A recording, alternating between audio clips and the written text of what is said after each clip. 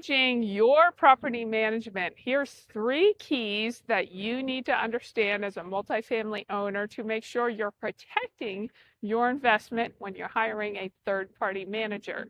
So one of the most common things that I hear from a lot of investors is the fact that their investment went bad because they had a bad property manager. So picking a great property manager is key, but even a great property manager, an investor should never just hand it over and never think about it again.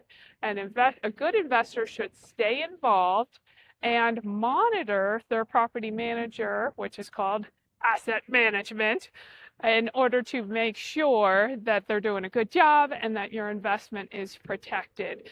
So make sure you avoid the horror story by doing these 3 key things. So the first one is when you set up your management with your investor, don't just have the management agreement. You need to provide them with a owner's directive document. So this is going to cover things like how often you expect communication, what monthly reports that you're expecting to receive from them, what your target rents are for the different units they're going to be managing for you, how often you expect that or how long that it's acceptable for you for a vacancy to be filled before that rent is dropped, where the units are going to be advertised, and so on. Some of that stuff might be covered in their management agreement, but if it's not, you need to make sure that you're addressing it with an owner's directive that you give to them, being proactive to make sure they understand what your expectation is for your properties. The second thing is when you get those monthly reports, make sure you're looking at them and monitoring and interpreting that data. So one of the most common things is that maintenance costs can really take away from an investment owner's return. So looking at each one of the maintenance calls, how are they handling that when they are called out, and making sure that any expenses that are incurred, if you have vacancy, how long it's sitting vacant, what are the costs when they are turning the unit. Pay attention to those things because the property manager's likely managing hundreds of units, and it's hard for them to really be dialing in on the key details of knowing your properties as well as you know them. So it's your job to review those reports and say, hey, based on our historical vacancy, this unit has been vacant way longer than the other vacancies we normally have. What's going on? And it could be like, hey, that's because we increased the rent $100 a month that we're asking, and we're really getting junk people who are applying for this.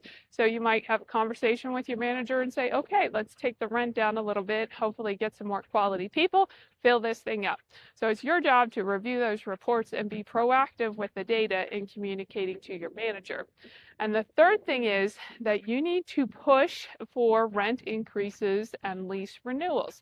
So some good property managers will have this kind of built in where they'll say like, hey, every time a renewal comes up, we approach the tenant, make sure that they're aware, offer them a higher month-to-month rent or a lower rent if they sign a lease renewal. That's a really positive way to offer that to tenants. And an even better manager will say like, hey, if you renew, if you really are going to go month to month, we'll let it go month to month until like September, October, and then you can only go, then you have to have 6 months until the spring because the wintertime market is much harder to lease in. So making sure that the expectation for rent increases and renewals in place is really important. And then you should, as an owner, be monitoring the rents in the market and then prompting your property manager, hey, I saw that over here, all these listings sold or leased for probably $75 more per unit than mine, and my unit's actually nicer.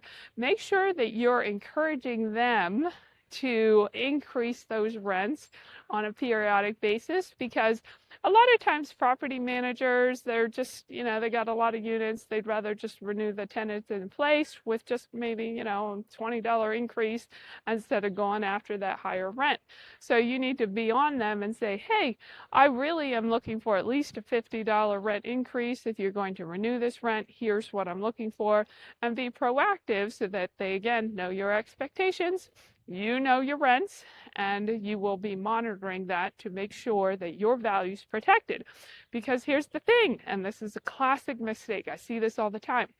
If you don't increase your rents and you keep them flat for years, you will be losing out on all the potential rents that could be collected over that time, and decreasing the value of your building, because, of course, properties are valued on their income. So if you don't increase that income, you're actually depressing the value of your building, sometimes by hundreds of thousands of dollars.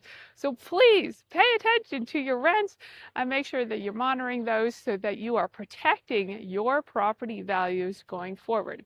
So bonus tip here, make sure that your property manager is doing at least yearly walkthroughs, and ask them to send you photos of those walkthroughs so you can monitor the condition.